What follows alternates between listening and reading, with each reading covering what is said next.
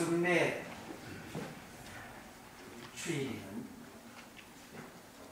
학습을 받고 또 세례를 베풉니다. 그리고 세례를 받은 모든 성도들이 떡을 받고 잔을 받는 성찬식을 거행을 합니다.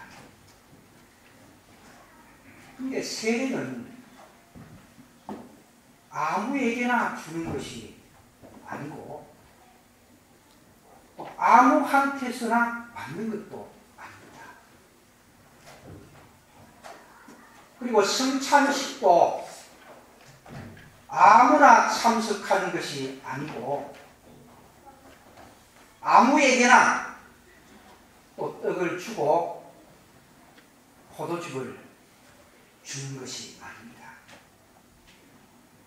세례나 성찬은 주님이 제정하신 거룩한 예식이고 주님이 다시 이 세상에 오시는 그날까지 계속해서 거행해야 하는 거룩한 예식입니다. 그래서 오늘은 거룩한 예식이라는 그런 제목으로 말씀의 은혜를 받고자 합니다.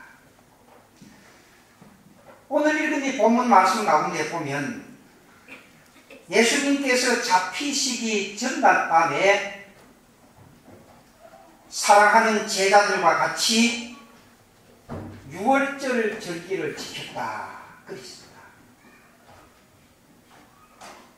구약의 유월절은 바로 신약에 와서 성찬식으로 그렇게 바뀌어지게 된 것입니다.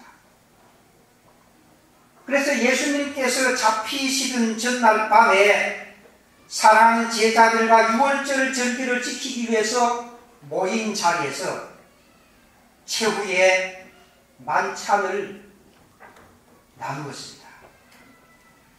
이것이 바로 예수님께서 제정하신 성찬식이라 그렇게 볼 수가 있습니다. 그래서 성례는 주님이 제정하신 거룩한 예식이다. 성례는 예수님께서 세우신 새 언약이라고 말씀했습니다. 세례는 죄를 씻음받고 그리스도와 연합했다 하는 것을 의미하는 표시입니다. 우리가 결혼식을 합니다. 결혼식을 하면 신랑과 신부가 하나가 되는 겁니다. 하나.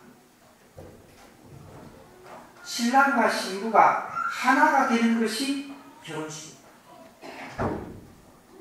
세례식은 예수님과 내가 하나가 되는 겁니다. 예수님과 내가 한 몸이 되는 겁니다. 내가 예수님께 접붙임을 받게 되는 것입니다. 그래서 내가 하나님을 믿는 사람이다. 내가 하나님의 백성이 되었다 하는 표시가 바로 세례입니다. 그래서 세례는 일평생에 단 한 번밖에 받지를 않습니다. 여러분들 가운데 세례를 2번 받은 사람 있습니까? 많이 받으면 좋다고 생각하면 이거 우사입니다. 세례는 평생에 딱 한 번밖에 받지 못합니다. 어떤 사람이 이거 잘 모르고 나는 군에서도 세례 받고 또 제대해가지고도 세례 받았어요. 2번 받았어요. 그렇게 이야기하는 사람들이 혹시 있을지 모르는데 그거는 좀 잘못된 겁니다. 군에서 받았든지 어디서 받았든지 한 번만 딱 받으면 그것은 일평생 유효한 것입니다. 많이 받는다고 더 유효하고 한 번 받는다고 해서 덜 유효하고 그런 것이 아니고 평생에 단 한 번밖에 받지 못하는 것이, 받을 수 없는 것이 바로 세례입니다. 결혼식을 2번 하고 3번 하고 그러면 여러분 좋지 않습니다. 제일 좋은 것은 딱 평생에 한 번 하는 것이 제일 좋고, 부득이해서 어쩔 수 없으면 뭐 2번도 할 수가 있을지 모르지만은 딱 한 번 하는 겁니다. 결혼도. 세례는 평생에 단 한 번 받는 것입니다. 왜? 거룩한 예식입니다. 성찬은 예수님이 나의 죄를 속량하시기 위해서 십자가에 몸 바쳐 피 흘려 죽으셨다는 것을 의미하는 떡을 받고 또한 포도즙을 받아 먹는 것입니다. 그래서 내가 예수님과 지금도 접붙임을 받고 살아가고 있다 하지만 세례를 받았죠. 그래서 예수님과 내가 접붙임을 받았죠. 성찬식에 참여할 때마다 지금도 내가 예수님과 함께 살아가고 있구나, 예수님한테 접붙임을 받고 있구나, 예수님과 함께 동행하고 있구나 하는 것을 확인하는 것이 바로 성찬식입니다.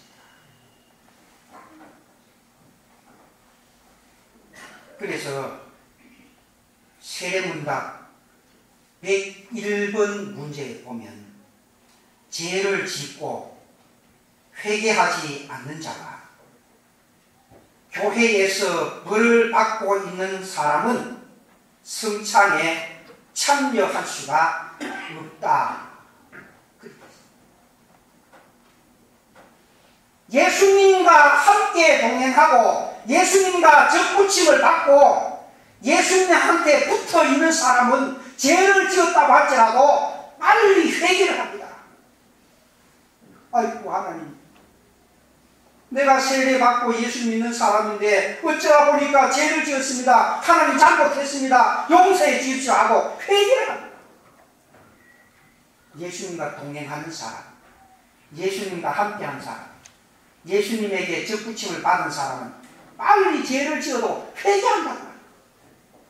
근데 죄를 지어도 회개하지 않는 사람은 예수님과 함께하는 사람이 아니라는 말입니다. 예수님과 접붙임을 받지 못했다는 겁니다. 그래서 그런 사람은 성찬식에 참여할 수가 없다. 왜냐하면 성례는 주님이 직접 제정하신 거룩한 예식이기 때문에 죄를 회개하지 않고는 참여할 수가 없다는 겁니다. 그렇기 때문에 오늘 거룩한 예식에 참여한 모든 성도들은 거룩하고 경건된 마음으로 성찬식에 참여해서 은혜 충만 받을 수 있는 여러분들이 되시기를 주님의 이름으로 축원합니다. 다음 2번째, 이 성례는 준비를 하고 참여를 해야 됩니다. 오늘 읽은 이 본문 말씀 가운데도 보면 그런 말씀이 있습니다. 준비하였더라. 19절에 보면 유월절을 준비하였더라. 준비하고 유월절에 참여했던 것처럼 준비해서 세례를 받고 준비해서 성찬에 참여해서 떡을 받고 잔을 받아야 된다는 것입니다. 우리가 세상에서도 무슨 행사나 무슨 예식을 할 때 준비를 잘 해야 됩니다. 결혼 예식을 할 때 몇 날 며칠을 준비를 하죠. 온 가족들이 결혼식 준비에 바쁘죠. 본인도 물론 바쁘지만 준비를 잘 해야 됩니다. 성찬식도 마찬가지입니다. 준비를 잘 해서 성찬식에 참여를 해야 됩니다. 세례는 죄를 씻는다는 의미가 있고 성례는 예수님의 살과 피를 기념하는 거룩한 예식입니다. 그렇기 때문에 세상의 어떤 예식보다가도 더 중요하고 거룩한 예식이 바로 성례식입니다. 중요한 예식인데 준비를 해야 되는 것처럼 성례식은 거룩한 예식이기 때문에 준비를 해서 세례를 받고 준비를 해서 성찬에 참여를 해야 됩니다. 근데 고린도전서 11장 27절로 29절에 보면 이런 말씀이 있습니다. 누구든지 주의 떡이나 잔을 합당하지 않게 먹고 마시면 하나님 앞에 더 많은 죄를 범하는 것이다. 그러니까 준비를 잘 해서 성찬에 참여해야 은혜를 받을 수가 있지. 아무런 준비 없이 성찬에 참여하면 오히려 은혜 받는 것보다가도 하나님 앞에 죄를 짓는 결과가 된다고 그렇게 말합니다. 그렇기 때문에 오늘 성찬식에 참여하는 모든 성도들 마음으로 준비를 하고 또 기도로 준비해서 거룩한 성찬식에 참여해서 은혜 충만 받을 수 있는 여러분들이 되시기를 주님의 이름으로 축원합니다. 세 번째는 주님을 위해서 헌신을 결단해야 합니다. 우리가 지은 죄, 세상 그 무엇으로도 씻을 수가 없습니다. 근데 예수님께서 십자가에 못 박혀 돌아가심으로 우리의 모든 죄를 대신 지시고 십자가에서 죽으심으로 우리가 죄 송수함을 받고 죄 사함을 받고 죄 씻음을 받게 된 것입니다. 그러니까 우리는 감사하지요. 죄를 어떻게 씻을 수가 있겠어요? 물로 세탁을 한다고 해서 죄가 씻겨집니까? 세상 어떤 방법으로도 우리의 허물과 죄를 씻을 수가 없어요. 그런데 예수님께서 씻을 수 없는 그 죄를 대신 지시고 십자가에서 피 흘려 살찌고 돌아가셨다는 거예요. 나의 죄를 대신 지시고 주님이 희생 제물이 되었다는 것입니다.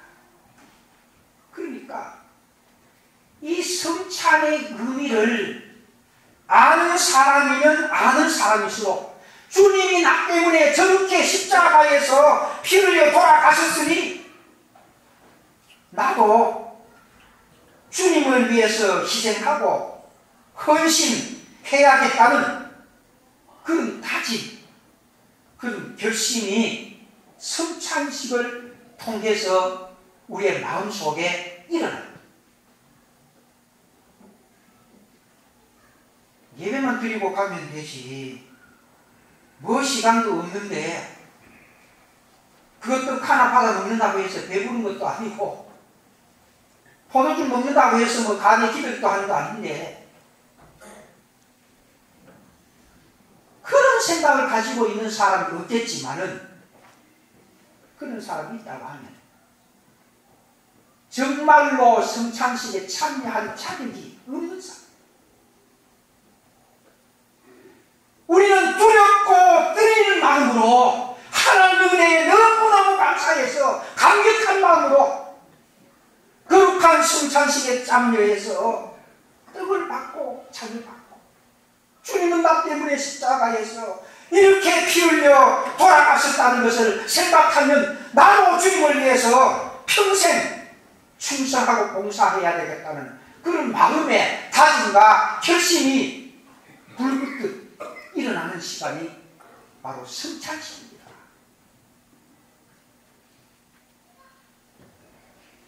그래서 은혜를 받는 방법이 세 가지가 있는데 말씀을 통해서 은혜를 받고 기도를 통해서 은혜를 받고 성례를 통해서 은혜를 받는다.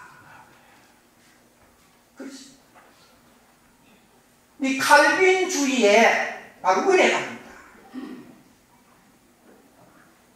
어디 가서 은혜를 받는 것이 아니라 말씀을 통해서 은혜를 받고 하나님 앞에 부르짖어 기도함으로 은혜를 받고 성찬식에 참여해서 떡을 받고 잔을 받음으로 은혜를 받을 수가 있다는 거예요.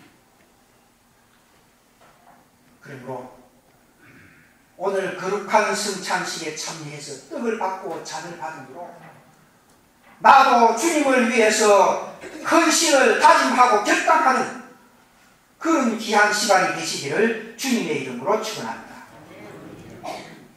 말씀을 맺겠습니다. 오늘 이 자리에 참석한 모든 성도들 성례를 통해서 은혜 충만 받아서 더욱더 주님을 위해서 충성하고 봉사하는 하나님의 백성으로 부족함이 없는 여러분들이 되시기를 주님의 이름으로 축원합니다.